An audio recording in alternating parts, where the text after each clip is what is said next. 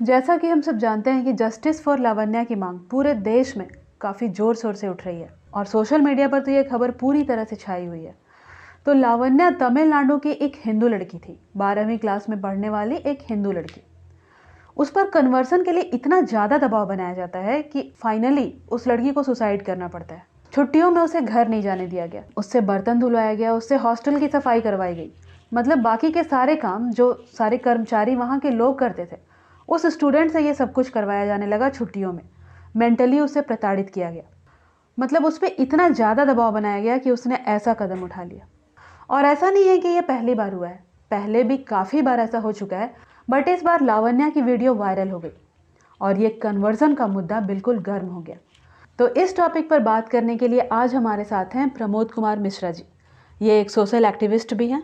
तो आपने इस तरह के धार्मिक कन्वर्जन पर बहुत काम किया है, तो आप ये बताइए कि आप इस क्षेत्र में कैसे जुड़े। देखिए, देश का वर्तमान जो परिदृश्य है वो हिंदू समाज के लिए घातक है। हिंदू ने प्रारंभ काल से ही समस्त सृष्टि में ईश्वर का दर्शन किया। बाहर से प्रताड़ित पारसी ईसाई, सीरियाई ईसाई जो हैं, यहूदियों, सबको भारत में स्थान मिला और सम्मान भी मिला। सर्वे भवन्तु सुखिनः, सर्वे सन्तु निरामया, सर्वे भद्राणि पश्यन्तु, माँ कश्चित् दुर्भाग् भवेत्, वसुधैव कुटुम्बकम। और कृण्वन्तो विश्वमार्यम हमारा भाव है, अतिथि देवो भव हमारा आचरण है। इसके बावजूद हम हिंदू समाज को क्या मिला? पुरस्कार के रूप में दो बातें मिली हैं, एक जिहाद और दूसरा क्रूसेड। हिंदू समाज इस देश में दो राक्षसी से परेशान है, त्रस्त है। एक ताड़का रूपी इस्लाम से और दूसरा पूतना रूपी ईसाइयत से। 1300 वर्षों से धर्मांतरण का प्रकोप इस देश में चल रहा है, इससे हिंदू समाज त्रस्त है। हाँ, तो आप इस क्षेत्र से कैसे जुड़े? कन्वर्जन के मामले में आप कैसे जुड़े? ये बात 1990 की है, जब अयोध्या में श्री राम जन्मभूमि पर आंदोलन के लिए जाने वाले जो लोग थे, निहत्थे निर्दोष राम भक्तों पर जब उस समय के मुख्यमंत्री उत्तर प्रदेश के मुलायम सिंह यादव जी ने गोली चलाकर उनकी हत्या की, उसी वर्ष मैंने यह तय किया कि हिंदू समाज के हित में और देश की रक्षा के लिए हमें कोई ऐसा संगठन ज्वाइन करना चाहिए जिसमें हम इनकी रक्षा करें। और वह संगठन मुझे मिला विश्व हिंदू परिषद, और मैंने 1990 में विश्व हिंदू परिषद ज्वाइन किया, जिसका मुख्य उद्देश्य ही है धर्मांतरण को रोकना, घर वापसी कराना, और जिनकी घर वापसी हुई उनको हर तरह से सुख सुविधा देकर उनकी रक्षा और सुरक्षा करना। आप हमारे व्यूवर्स को ये समझाइए प्रमोद जी कि ये कन्वर्जन माफिया आखिर काम कैसे करते हैं। देखिए, एक बात तो मैं आपको बता दूं कि सन 1498 ईस्वी में हिंदू से ईसाई बनाने का काम प्रारंभ हुआ। आपको जानकारी होगी शायद कि 1959 में 1959 में डोरंडा रांची में, जिसको तथाकथित मदर टेरेसा, मैं मदर नहीं बोलता, टेरेसा ने, उन्होंने सेवा के नाम पर एक केंद्र खोला था, मिशनरीज फॉर चैरिटी करके। और 1959 के बाद आज रांची शहर में मात्र ऐसे 10 केंद्र चल रहे हैं सेवा के नाम पर, वहाँ सिर्फ धर्मांतरण होता है। और ये 1498 से प्रारंभ होकर विगत 5 शताब्दियों में लगभग 6 करोड़ हिंदू से ईसाइयत में परिवर्तित किया गया लोगों को। कैसे करते हैं धर्मांतरण, एक दो उदाहरण मैं देना चाहता हूँ। दवाई, सफाई, पढ़ाई। आप सुने होंगे कि जगह जगह पे चंगाई कार्यक्रम होता है। ये चंगाई कार्यक्रम क्या है? वो 1 महीने से प्रचार प्रसार उस क्षेत्र में करते हैं कि फला व्यक्ति आ रहे हैं, वो चंगाई कार्यक्रम में आ रहे हैं। जितने यहाँ पर अंधे हैं, जितने बहरे हैं, जितने लंगड़े हैं, जितने लूले हैं, वो सारी कार्यक्रम में उपस्थित हों और सब के सब स्वस्थ हो जाएंगे। ये क्या करता है? आने के बाद मंच पर आता है वो आदमी और सबको कहता है जितना राम और कृष्ण का और हनुमान जी का लॉकेट है सब निकाल कर फेंक दो, और जितने अंधे हैं वो दिखने लगेंगे, जितने लंगड़े हैं वो चलने लगेंगे। मेरा एक प्रश्न है कि यदि आपके मात्र हाथ कर देने से, ऐसा आशीर्वाद मिलने से लंगड़ा चलने लगता है, अंधा देखने लगता है, तो ये देश में इतने अस्पताल क्यों बनाते हो ना? सीधा सीधा ऐसे ऐसे 500 लोगों को तैयार करो और जगह जगह पर घोषणा करके उनको आशीर्वाद दो, तो फिर तो है कोई रोगी रहेगा ही नहीं। अस्पताल बंद कराओ, दोनों बातें नहीं चलेंगी, या तो अस्पताल या तो चंगाई करना। ये ढोंग है, ढकोसला है। ये गरीब हिंदू समाज को लोभ लालच भय करके इसको धर्मांतरण करने का काम करते हैं, इसके अलावा और कुछ नहीं है। एक और मैं छोटी सी बात कहता हूं, गांव में कैसे करते हैं, लोगों को प्रचार प्रसार करके एक जगह इकट्ठा करते हैं। जब राउंड में लोग खड़े हो जाते हैं तो एक पानी का टब बड़ा लाता है, उसमें पानी डालता है और दो मूर्ति रखता है, एक हनुमान जी का और एक ईसा मसीह का, और सबको कहता है कि देखो, दोनों को पानी में डालता है तो हनुमान जी डूब जाते हैं और ईसा मसीह तैरने लगता है। कहता है कि देखो, जो तुम्हारा देवता हनुमान जी है वह खुद डूब गया पानी में और ईसा मसीह तैर रहा है, तो तुम कैसे आस्था वाले हो भाई, तुमको हनुमान जी कैसे बचाएंगे जो खुद डूब गए। यदि पढ़ा लिखा व्यक्ति होता तो तुरंत काउंटर क्वेश्चन कहता ठीक है, आपने जल परीक्षा की ना, और हम अग्नि परीक्षा करेंगे, देखते हैं कौन वीर बन करके निकलता है। हुआ क्या था ना, होता क्या है कि वो ईसा मसीह लकड़ी की मूर्ति और हनुमान जी लोहे की, तो पानी में तो डूब जाएंगे। अगर आप आग जला करके अग्नि परीक्षा करो तो देखो, ईसा मसीह जलकर राख हो जाएगा तुरंत, और हनुमान जी लोहे का है इसलिए गर्म होकर लाल हो जाएंगे। ऐसा करने वाले व्यक्तियों की कमी है, इसलिए धर्मांतर इतना हो रहा है। अभी बिहार की घटना मैं बता रहा हूँ, हाल की घटना है। 40 विद्यालय इसने खोला औरंगाबाद जिले में, और प्रचार प्रसार करके जो सवर्ण समाज के लोग हैं, गरीब लोग, उनको टीचर बनाया 5,000 रुपया महीना पर। उससे हर दिन सुबह में ईसा मसीह का वो प्रार्थना करवाता है, और महादलित परिवार के लोगों को कहा कि निःशुल्क पढ़ाई होगी, उनको लाया, और ये ईसा मसीह का प्रार्थना करवा कर जब हमने दबाव बनाया तो क्या किया कि महादलितों को सवर्णों के खिलाफ खड़ा कर दिया। अब दोनों समाज में, हिंदू समाज में ही वो डिफरेंसेज हो गए, अब वहाँ पर मारपीट का नौबत हुआ है। तो अभी हमने उसको अरेस्टिंग करवा करके पादरी को उसको हमने चेतावनी दे करके आया हूँ कि आगे से इस क्षेत्र में कोई भी विद्यालय ईसा मसीह का नहीं चलेगा। अगर चलेगा तो वह जो वंदे मातरम और राष्ट्रगान का होता है वहीं से विद्यालय प्रारंभ होगा, ईसा मसीह की प्रार्थना नहीं होगी। ये आप कहाँ का केस बताए? औरंगाबाद जिला बिहार में है, और अभी भी वहाँ पर महादलित और हिंदू समाज के जो सवर्ण समाज के लोग तथाकथित कहे जाते हैं, उनके बीच में अभी डिफरेंसेज है। फूट डालो और राज करो। वहाँ पर विद्यालय अभी हम लोगों ने बंद करवा दिया है। विद्यालय हम ईसाई मिशनरीज का नहीं चलने देंगे, तभी चलेगा जब वह विद्यालय राष्ट्रगान से प्रारंभ होगा, ईसा मसीह की प्रार्थना से नहीं होने देंगे। तो प्रमोद जी, मैं ये पूछना चाहूँगी कि क्या सच में नौकरियों में भी फ़ायदा मिलता है कन्वर्जन के लिए? देखिए, इन लोगों को नौकरी में ही सिर्फ लाभ मिलता है ऐसी बात नहीं है। नौकरी में तो मिलता ही है, प्रमोशन में भी। आज जो व्यक्ति मैनेजर है और उसके नीचे कोई ईसाई है जूनियर मैनेजर, 2 बरस के बाद वो सीनियर मैनेजर हो जाएगा और इसके अंडर में काम करेगा। तो ये तो बहुत गलत बातें हो रही हैं। हर जगह इनको सुविधा मिलती है, इसका रिजल्ट क्या हुआ कि इनको रिजर्वेशन मिलता है, इनको नौकरी और प्रमोशन में लाभ मिलता है, हर क्षेत्र में इनको एक्स्ट्रा लाभ मिलता है। तो लोग आकर्षित हो रहे हैं कि हम क्यों नहीं हिंदू से ईसाई बन जाएं। जैसे ही ईसाई बनेंगे तो हमको लाभ मिलने लगेगा। ये धर्मांतरण का एकमात्र माध्यम बन गया है, सब जगह लोगों को लाभ मिलता है, इसको रोकना अत्यंत आवश्यक है। और इसके लिए फंडिंग कहाँ से मिलती है लोगों को? फंडिंग विदेशों से आती है। आप देखेंगे कि देश में हिंदू नाम करके अनेक एनजीओ चल रहे हैं, नॉन गवर्नमेंटल ऑर्गेनाइजेशन, ये सारे ईसाई मिशनरी के हैं, लेकिन पता नहीं चले इसलिए ये करुणा तो समर्पण ऐसे ऐसे शब्द रख करके वो सरकार से पैसा लेते हैं और सरकारी लाभ लेकर के वो गांव में जाते हैं, कहते हैं कि ये चर्च का देन है, चर्च ये आपको दे रहा है, इसलिए आप इसका लाभ लें और चर्च में आपकी उपस्थिति हो, ऐसे करके वो करते हैं। लेकिन वास्तव में यह लाभ मिलता है सरकार की तरफ से और फंडिंग विदेशों से होती है।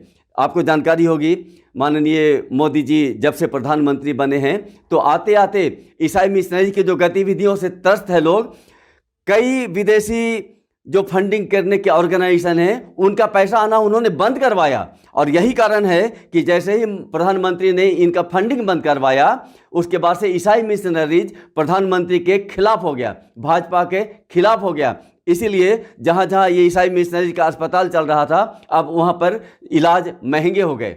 यह सब आपका फंडिंग को रोकने का कारण है। एक फंडिंग तो विदेशों से होता है, दूसरा यहाँ विद्यालय और अस्पताल से अंधाधुंध पैसे कमाते हैं। ये मिशनरी का विद्यालय देखिए कितने पैसे लेते हैं, कितने फीस लेते हैं।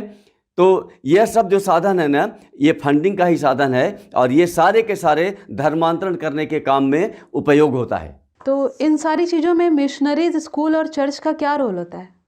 एक धर्मांतरण का आपको झारखंड का केस मैं बताता हूँ, कैसी पद्धति इनकी है।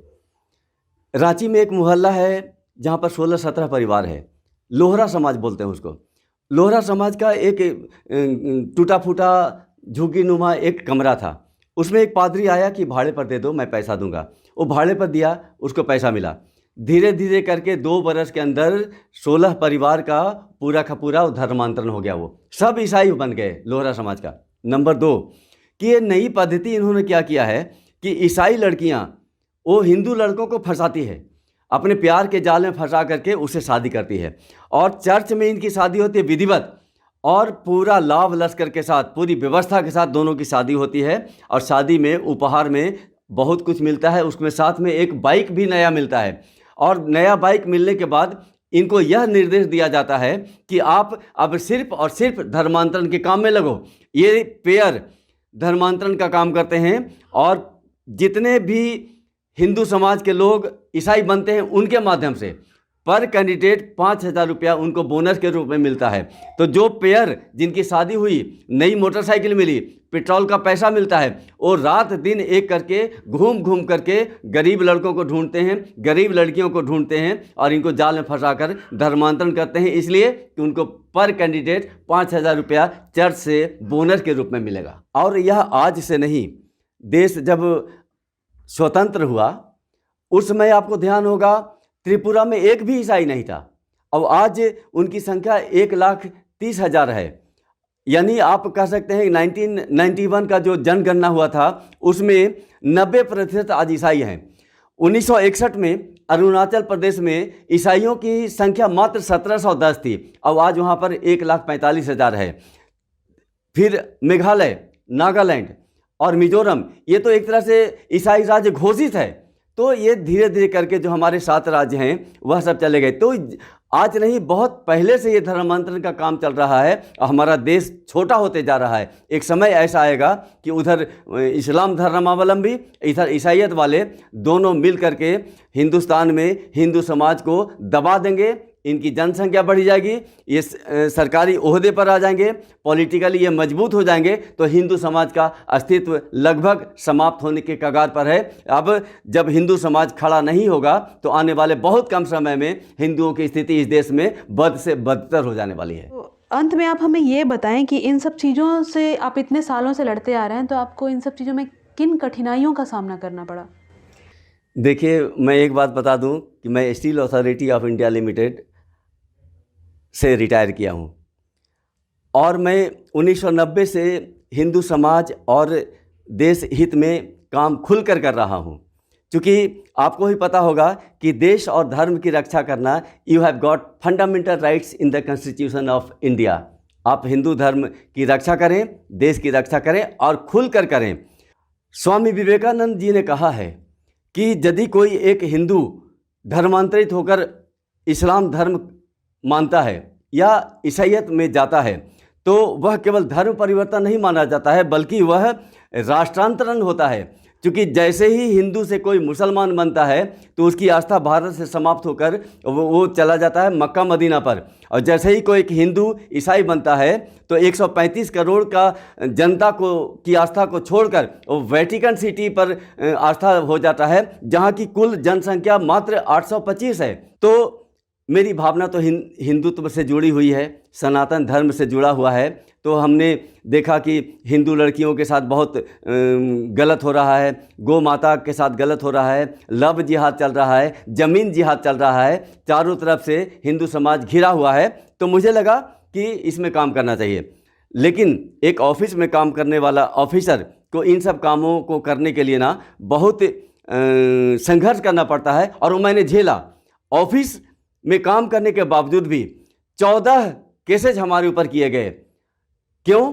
मैं हिंदू समाज के लिए काम करता था, देश हित में काम करता था, और इस देश को लोग धर्मनिरपेक्ष कहते हैं। और धर्मनिरपेक्ष का व्यवहारिक क्या है कि हिंदू को दबा कुचला समझो, उसके ऊपर दबाव बनाओ, और मुसलमान ईसाई अल्पसंख्यक है तो उसको जितना ज़्यादा फैसिलिटी हो उनको करो ये। तो मुझे मेरी मन में भावना आया कि फिर ऐसे तो नौकरी तो सब लोग करते हैं और अपनी पत्नी और बच्चों और परिवार के सदस्यों को सबको पालता है, तो फिर हमारा जन्म इसलिए नहीं हुआ है। इसलिए मैंने संकल्प लिया कि चाहे मेरी नौकरी रहे या नहीं रहे, मैं खुलकर हिंदुत्व और देश की रक्षा के लिए काम करूंगा, न्याय संगत करूंगा, न्याय के खिलाफ नहीं काम करूंगा, लेकिन अन्याय को बर्दाश्त नहीं करूंगा। और इसी संकल्प के साथ मैं अभी तक जुड़ा हुआ हूं, और जब तक मेरा जीवन है, जब तक मेरी सांस होगी, तब तक हिंदुत्व और देश की रक्षा के लिए मैं खुलकर काम करूंगा। तो प्रमोद जी, आप इसमें क्या सुझाव देना चाहेंगे हमारे दर्शकों को? देखिए, देश में जितने हिंदू समाज के जो अभिभावक हैं, परिवार के जो अभिभावक हैं, वो अपने घर के बच्चों पर पूरा ध्यान दें। उनके संस्कार बन रहे हैं या बिगड़ रहे हैं, इस पर ध्यान दें। मैं आपको एक उदाहरण देता हूँ कि एक गार्जियन ने कहा कि मेरा तीसरा जो बेटा है वह सरस्वती शिशु मंदिर में पढ़ेगा। तो प्रश्न हुआ कि क्यों? उन्होंने कहा कि पहला मेरा बेटा था, वह अंग्रेजी मीडियम में क्लास किया, दूसरा जो बेटा है उसको हमने मदरसे में डाल दिया, तो तीसरा बच्चा को मैं चाहता हूँ कि वह सरस्वती शिशु मंदिर में पढ़े। तो प्रश्न आया कि क्यों? जब दो को आपने मदरसा और इंग्लिश मीडियम में डाला, तो तीसरा बच्चा क्यों?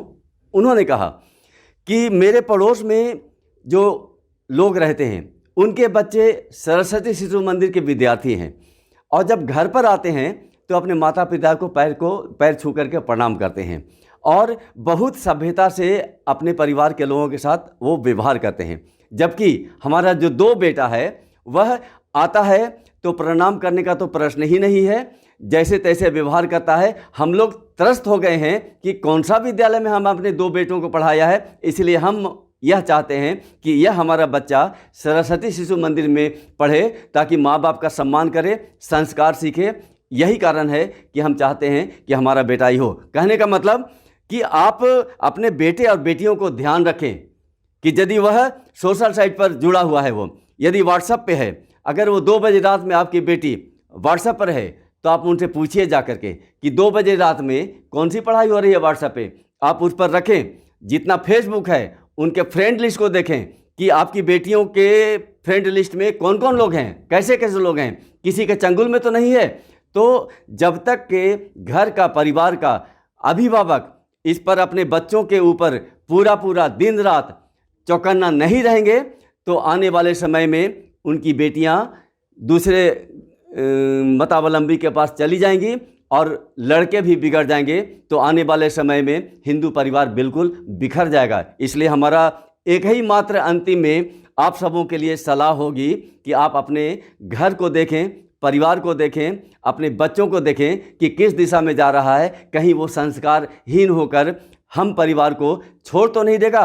और यही कारण है कि बच्चे जो अंग्रेजी मीडियम पढ़ते हैं, जो मदरसा में पढ़ते हैं, इनके बच्चे जब बड़े होते हैं तो आने वाले समय में अपने माँ और पिताजी को वृद्धा आश्रम में डाल करके अपने सब ऐश करते हैं। और यदि संस्कार रहेगा तो कोई भी अपने बूढ़े माँ पिताजी को वृद्धाश्रम में नहीं डालेगा। इसलिए आप ऐसे विद्यालय में बच्चों को रखें जहाँ पर संस्कार की शिक्षा दी जाती है। बिल्कुल। अंत में मैं अपना परिचय दे दूं। एक तो मैं सेल से रिटायर हुआ हूं 2017 में। दूसरा, 1990 से मैं विश्व हिंदू परिषद से जुड़ा रहा। सेवा का कार्य था। मैं बिहार और झारखंड 2 राज्यों का प्रमुख रहा। और अभी मैं 2 वर्षों से सैल्यूट तिरंगा, एक राष्ट्रवादी गैर राजनीतिक संगठन है, उसका मैं राष्ट्रीय संगठन महामंत्री हूँ। संगठन की जिम्मेवारी सैल्यूट तिरंगा की पूरे देश की हमारे ऊपर है और मैं दिन रात इसी काम में लगा हुआ हूँ। बहुत अच्छा। तो आप बहुत अच्छा काम कर रहे हैं प्रमोद जी। तो ये थे हमारे साथ आज प्रमोद कुमार मिश्रा जी। आपका बहुत बहुत धन्यवाद प्रमोद जी। आपका भी धन्यवाद, आपने मुझे याद किया। और जब भी कोई इस प्रकार के विषय आए ना, तो आप मुझे याद करें, मैं तुरंत हाजिर होऊंगा। बिल्कुल बिल्कुल बिल्कुल सर।